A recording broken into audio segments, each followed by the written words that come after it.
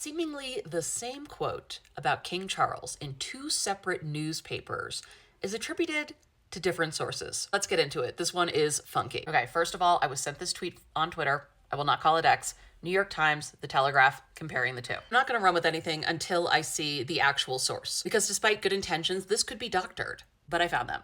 So this is the article from The Telegraph, which is a UK-based outlet. This was published yesterday, Tuesday, February 6, 2024 at 7:56 p.m. I'm not sure if that's London time, if it autocorrects to your time, if it's just putting it in East Coast time. I'm not sure. This one from the New York Times was also published on the same day. And if you go off the screenshot at least, 7:56 p.m. Eastern time, the exact same time. I bring up the times because theoretically, both outlets would have had access to similar sourcing at the same time that they put these articles out. Here is the big difference.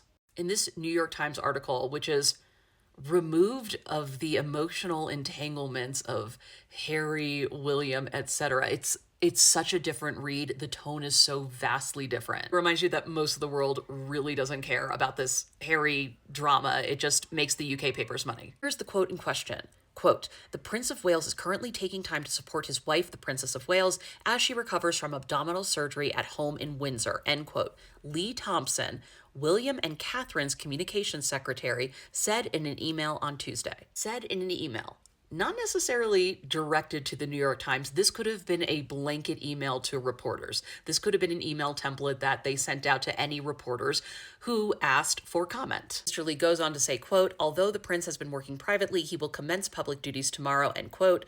Then goes on to say about Charles receiving treatment that Prince William, quote, "may undertake some duties on behalf of the king in addition to his own diary of engagements." The Telegraph writes, he may undertake, quote, "some duties," end quote, "on behalf of the king," a palace source said, "but it will be a, quote, few select engagements rather than a whole tranche," end quote. Side, I checked. That is the American pronunciation of tranche. Don't come at me. This is the Telegraph. This is the New York Times. The Telegraph quotes some duties and then the few select engagements and attributes it to a palace source.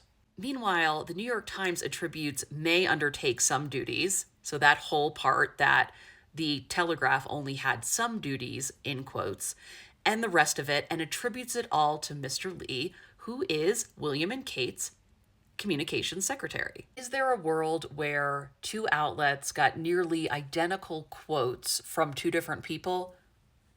Perhaps, but also if the New York Times can get an email response from the Prince and Princess of Wales's communications secretary, why couldn't the Telegraph? They are a UK-based paper, and they have a representative in the Royal Rota. You're telling me that the only option was a palace source? And then I thought, is it because palace source sounds more dramatic? Sounds like you have people on the inside, and it's not as straightforward as the communications secretary emailing you? That really doesn't make sense because that's just bad journalism. I don't know what's going on here, but I found it very interesting how an American and a UK paper dealt with the same topic. Very briefly on headlines. The New York Times has, "What does King Charles's cancer diagnosis mean for Prince William?" So we are going to answer that question in the article, which we do.